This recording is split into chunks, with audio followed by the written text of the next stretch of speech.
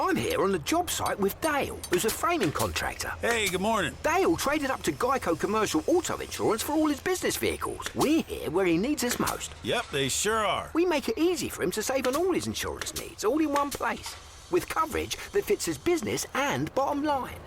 Oh, I shouldn't have looked down. It's all right. We're so far up here. Look at me. Take a deep breath. No, I'm good. So good. Get a commercial auto insurance quote today at geico.com and see how much you could save. It feels good to Geico. There's certain sections of the grocery store that just keep expanding. And I find that plant-based milks, it's sort of like the yogurt case or the salad dressing aisle. Every time you go, there's an array of new options, all these different type of milk or essentially like non-milk options in that dairy case that are giving us more and more alternatives if we choose or want or need to avoid traditional milk. There's all different other types. More options means more confusion, of course. And in this episode, we'll be breaking down which ones are really nutritious and which ones to avoid. Yay Networks. A quick note before we dive into today's podcast. If you like what you hear, I would love for you to subscribe to Fueled Wellness and Nutrition, wherever you download your podcast. It would also be incredible if you take a minute to rate and review this podcast. Those things do matter and they really help us. I'm Molly Kimball. Welcome to Fueled, a wellness and nutrition podcast. I'm a registered dietitian and nutrition journalist with a passion to help people live their strongest, healthiest life possible. In my weekly TV segments and columns, there's a limited amount of time and space to cover everything, but there's so much more to share. This podcast is my opportunity to dive deeper into the topics you want to know about. Just like anything, more options can mean more confusion, and there's no question that cow's milk has a ton of competition in the dairy case. There's just an ever-growing array of milks that are made from almonds, cashews, peas, oats, hemp, and more. These plant-based alternatives, they can make us feel like we're doing something better, but it's hard to know, or they're all marketed as if they're better, but are they really?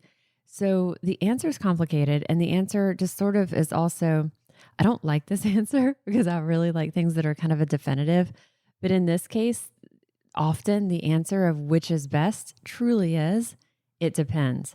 And again, I'm with you. I don't like the grayness of that, but it really does just depend.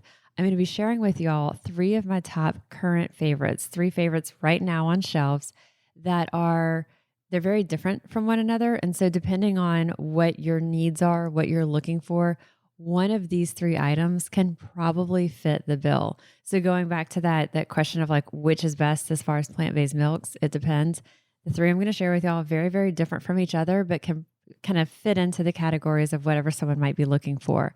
But before we get into that, let's just touch base on cow's milk for comparison. And so a lot of people, happily drink cow's milk, and there's absolutely no issue with it. They don't have any issues with lactose intolerance. They don't have any issues with, digestion of it or protein digestion. They don't have any issues with the natural sugars in milk. And so if you're one of those people, keep doing what you're doing. There's no reason to change. But when we look at some of the reasons of why someone may choose to avoid cow's milk, sometimes it is an animal issue, and solely choosing to avoid animal products is going to be why someone is going to opt for a plant-based milk. Others are looking for something that's lower sugar. And so traditional cow's milk, a cup, has 12 grams of sugar, 8 grams of protein. So about 50% more sugar than protein. The sugar is not added sugar in just regular white milk. It's lactose, which is the naturally occurring milk sugar, but still 12 grams of sugar to 8 grams of protein. The other things to just kind of keep in mind and tuck away is that milk is an excellent source, of course, of calcium and also vitamins A and D. And so if you're looking for that milk alternative, and we kind of want to think about what are we looking for, or what parts of regular traditional cow's milk might be beneficial. If it's your primary source of calcium in your diet, then you're going to want to make sure that whatever plant-based alternative you're looking for milk is going to also be a good source of that calcium. If it's also one of the main sources of protein, let's say with that milk or that snack or that smoothie, then if you're looking for a plant-based source of milk, you're also going to want to be sure you've got sufficient protein. And we'll kind of look at what some of those mean. And the reason I bring that up is because all of those things vary a lot with the plant-based milks. The protein can vary. It can be as low as 0 grams of protein per cup. A lot of types of coconut milk or almond milk have 0 or just 1 gram of protein. In some cases, added sugar can be a drawback. Even some of them that are labeled as original, they may not be vanilla or chocolate or whatever, but even the original varieties can still have a lot of added sugar. And some of them are very low in calcium or essentially no calcium or vitamins A or D. So when we're looking at keeping things as natural as possible, a lot of the major brands of plant-based milks do have thickeners, emulsifiers, stabilizers, things that prevent it from separating out. It helps it kind of stay in suspension, help it keep that thickness, kind of keep that full body. But you'll see thickeners or emulsifiers like guar gum or gellan gum in a lot of the brands. So just being aware that if you're looking at something like plant-based milks, then those are going to be, when we talked earlier and we said there's more options, which can be more confusion. That's kind of what I'm talking about. There's like a lot of other kind of variables there as you're looking. So when we talk about my top 3 picks, and these are my top 3 current favorite options as we're recording this podcast. Every time I'm going to the store, I'm saying more options, so it could change. But right now, these are my top 3. I think hands down, well,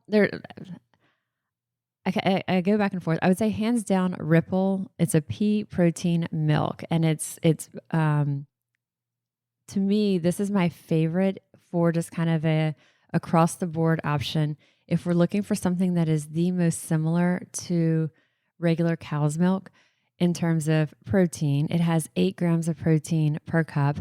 It's also no added sugar, lower carb. The ingredients, of course, are pea protein, and it does have added vitamins, added minerals. And so this one, if you're looking for something to mimic the nutritional value fairly closely to cow's milk, then pea protein milk, the Ripple original unsweetened, is going to be, I think, the closest. It's also the closest in terms of kind of the flavor, but also like the texture and the mouthfeel. And if you've tried some of the plant-based milks, you know what I mean. Some of them kind of have that thicker texture that we're used to with milk, and others have like kind of a real thin, watery effect to it. So Ripple pea protein milk, the original unsweetened, is my top pick for someone looking for something as close to regular cow's milk as possible. The calories are moderate and about that same range. The protein is one of the higher of the natural plant-based milks. Something also to note on pea protein, it's very low in terms of anybody having a sensitivity to it, an allergy to it. It's very allergen sensitive, or someone who has a lot of food sensitivities and tolerances. Pea protein is very, very neutral there. And so for all of these reasons, I would say Ripple pea protein original unsweetened is my top pick for that kind of side by side, as close to regular cow's milk as you are looking for. Let's take a minute to share about Caraway Home, partner for this week's episode. Get a head start on your summertime cleaning with Caraway. Their thoughtfully designed sets and complimentary storage makes getting and staying organized easier than ever. Caraway Home's non-toxic kitchenware collections make cooking and baking a piece of cake. We love ours. It's our go-to for everything from seared salmon to creamy spinach to our Eat Fit candied cashews. The pans heat up quickly, they cook evenly, and they're incredibly easy to clean.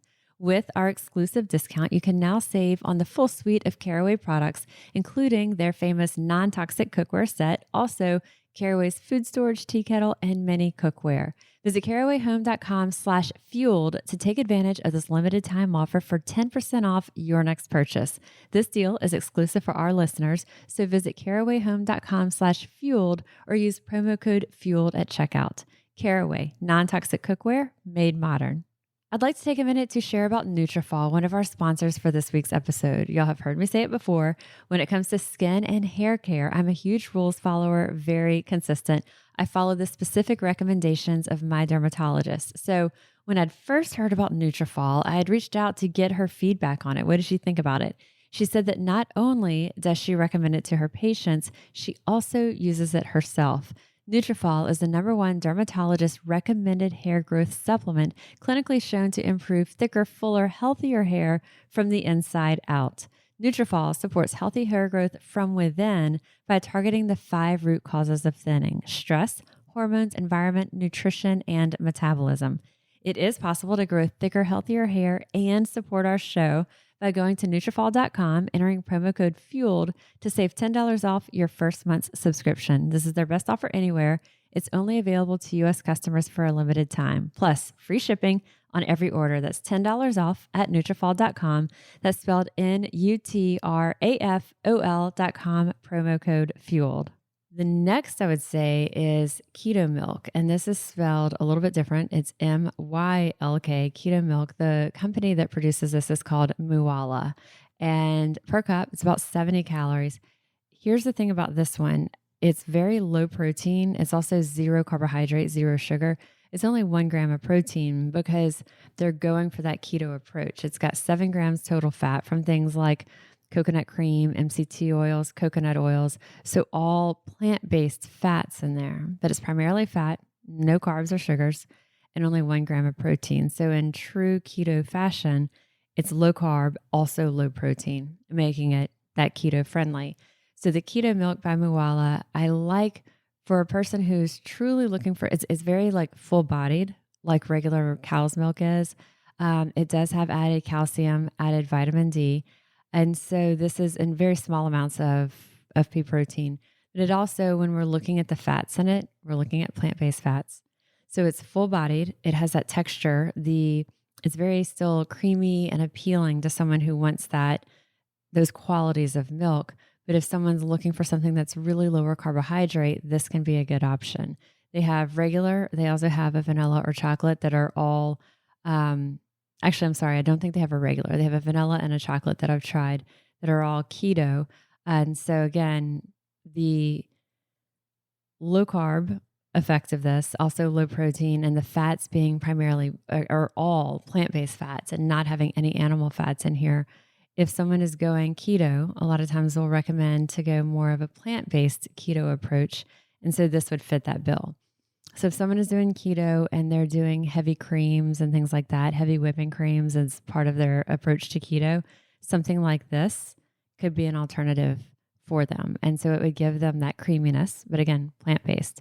So keto milk, keto MYLK by Moo-ve is my second of the top picks. Totally different from the Ripple pea protein. It does not have the same protein, but if you are looking for that thickness, that fullness of regular milk, but you want something that's going to be very low carb, that keto milk is going to be a great bet for you. The third that's my favorite right now is Malk, M-A-L-K. So we talked keto milk, M-Y-L-K. This one's called Malk, M-A-L-K. It is an unsweetened almond milk, but it is as close to if you were going to make your own almond milk at home, because you can make your own almond milk. You would soak your almonds. You can put them into a blender. You basically pulverize them. You put cheesecloth around it. You can kind of squeeze it out.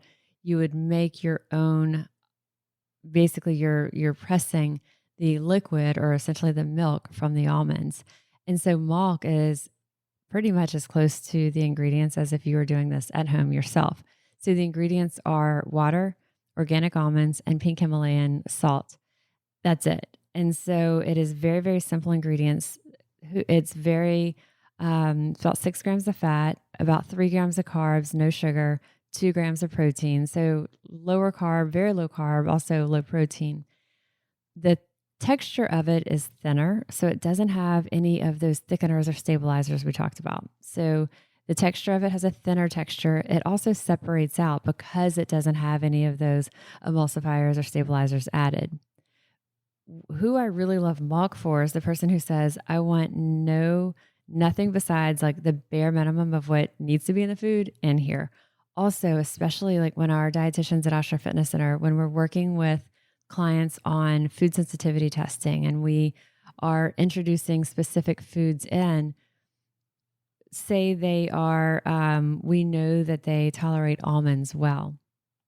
If we have them do a regular almond milk, let's just say the Silk brand almond milk or, the Almond Breeze almond milk, most of those major brands, or we could really say all, are going to have a lot of those thickeners, stabilizers, the gums that we talked about. So when we're doing something like the food sensitivity testing and we are introducing foods in a very controlled capacity, and we say, okay, someone, they tested that they are not reactive to almonds. And so almonds are something that we want to add into their diet. And we're pretty confident that they're going to respond really well to that. If we just have in here water, the almonds, and the pink Himalayan salt of something like milk, that's it. We don't have any other like kind of wild card ingredients. But if we did something like the Silk brand of almond milk or the Almond Breeze of almond milk, and you look at that ingredient list, it has a whole lot of other stuff in there, all those gums, all those thickeners and stabilizers. So not that that's necessarily a bad thing for the majority of the population, but when you're looking at someone who's, has a lot of different food sensitivities and we're really trying to isolate what might be an issue for someone, introducing something like milk makes it really easy for us to do an almond milk that doesn't have anything else except just water, almonds, and salt. There's two other brands very, very similar to milk, and one is Forager and the other is Three Trees. And these are similar in that they're basically just the almonds, water, and some salt or vanilla beans. So that's kind of a recap, my top three. So if you're looking for something the closest to regular cow's milk, I would say Ripple, the pea protein based milk. If you're looking for something really low carb, kind of in that keto vein, but you want plant-based and you also want that thickness, kind of that richness, then I would say the Keto Milk, MYLK by Mooala. And then if you're looking for something just as pure and simple as possible, the Milk or also the Forager or Three Trees are basically just water, almonds, and either salt or vanilla bean. Again, being aware that those not only do they separate out because they don't have the thickeners or stabilizers, they also don't have the added calcium or vitamins A or D. So again, if you're looking at, and they're very low protein. So if you're looking at something that might be a substitution for a child for breakfast, this may not be the best source if they don't have another way that they're getting that protein or the A or D or calcium. Or being aware that this doesn't have it, so you're strategizing for other sources for them to get that. So while we're on the topic of kind of things that we love, let's also talk about a couple that I don't really love. And one is oat milk. There's a few exceptions, but almost all of them are higher carb. Many of them are also higher sugar, and the protein is only low to moderate. And so oat milk is one of those things that is, I feel like it's having its moment. You go to a coffee shop and, it's, proudly offering oat milk as an option. And so is it a bad thing? No, not necessarily. But is it really nutritionally, is it much better from a carb and sugar and all that perspective? It's often worse than regular cow's milk or the same or higher sugar. And so oat milk, to me, there's not really a need to do oat milk. If someone, for whatever reason, is choosing or can't have almond milk or coconut milk or regular cow's milk, then I would say let's try that pea protein based milk like the Ripple we talked about. Oat milk, to me, there's not a reason, and there's other options we can have that are more moderate carb, moderate sugar, and still really great protein. Same, I would say about rice milk. It's even, I would say, I don't want to really say worse, but I would say it's worse. It's worse than oat milk because it's truly just carb with like minimal protein. So overall, the great news is that if someone chooses to or needs to or just wants to avoid cow's milk for whatever reason, if it's nutritional, if it's environmental, if there's a intolerance or sensitivity or allergy, there's so many other options in that plant-based space. And so the key is that we've got to check those labels closely to see which of these milk alternatives has what you're looking for, what suits your needs, and what's kind of filling those voids or filling those spaces that traditional cow's milk may have been. And then also making sure that it doesn't have all the stuff that you don't want. So quick recap, top 3 picks: the Ripple pea protein, the Keto Milk, MYLK by Mooala, and the Malk, MALK, which is just the pure 3 ingredients. Also, you could look for Forager or Three Trees, depending on what stores you have for that. Something like the Ripple is really widely available. I see it at regular grocery stores now. I also see it at Target, Walmart, Whole Foods. So those are top 3 picks. as you're looking at labels, look for what's going to really matter to you. I would say across the board, let's look for unsweetened versions. And so unsweetened is going to be 0 added sugar or as close to 0 added sugar as possible. So as you're looking at your labels, even if it's the original flavor, even if it's not a chocolate or vanilla flavor, even if it's original, look to see, is it unsweetened? And look to see, is it 0 added sugar? The other is looking at, if it's important to you, what is the calcium? What is the vitamin D of the milk or milk alternative? And then also the protein. Does it matter to you? So I talked about that keto milk earlier. If someone is using that keto milk, it's very low protein, but someone may be getting protein sources in other ways. Depending on if you're using that maybe to make a smoothie or whatever it is, you may be getting protein from other sources. And so your milk isn't really, it's neither here nor there if your milk is a good source of protein. But realize that traditional cow's milk is a good source of protein, good source of calcium, good source of vitamin D.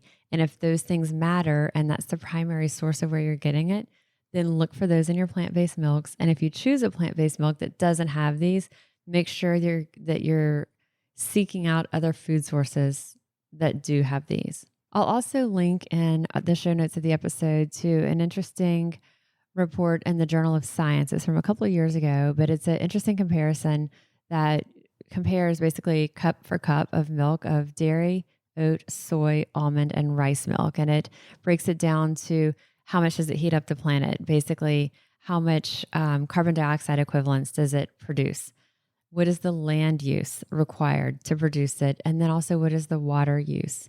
And so it's an interesting little chart in there. I'll link to it in the show notes of our episode. But essentially, when we look at the water use, the highest is for rice milk and almond milk. I mentioned earlier that I don't love rice milk anyway. Almond milk does use far more water to produce cup for cup than oat or dairy-based milk. And then when you look at land and the carbon dioxide equivalents, or essentially how much it's heating up the planet, dairy milk really is way beyond, cow-based milk is way beyond the other plant-based. So not really any big surprises there, but it is just an interesting visual. So I'll link to that in the show notes as well. And like we said, the bottom line is we're grateful we have the alternatives. The alternatives can make it feel a little bit more complicated, a little bit more confusing. But once you know what you're looking for and you kind of think through and sort through what's really important to you or whoever in your family you're purchasing this for, then spend some time, turn those labels over when you're in the store. If you've been reaching for the same thing over and over, give yourself a little bit of extra time. Next time you're at the store, you're at that dairy case, and just kind of think through these things that we talked about in terms of what am I looking for? Do I need that protein? Do I want that calcium fortification? Do I need that extra D in there? What's important to me? Do I want the really simple ingredients? And then, like we said, the Ripple or that keto milk or the Malk, those types can kind of fit most of those bills. But based on where you're grocery shopping, what your options are, take some time, see what they have, turn them over, look at the ingredients. And again, it can feel a little bit overwhelming, but once you kind of know what your priorities are going into it, you spend a little time, you look at those labels, then that can just be your go-to for the next while until other stuff pops up on our shelves. So I hope this has been helpful for you, sort of your quick reference guide to plant-based milks. Always let me know what you think as you incorporate any of these, as you try them out. If there's other real crowd pleasers, things that you love that I didn't cover, let me know that as well. I always love to hear about it. I am registered dietitian Molly Kimball, and you've been listening to Fueled Wellness and Nutrition, the podcast. If you'd like more Fueled Wellness and Nutrition, please head over to mollykimball.com, and you can follow me, Molly Kimball RD, on Instagram, Facebook, and Twitter. If you haven't yet, please go to Apple Podcasts and subscribe, rate, and review this podcast. And join us next week for another dose of Fueled Wellness and Nutrition. Thanks for listening, and stay focused on living your strongest, healthiest life.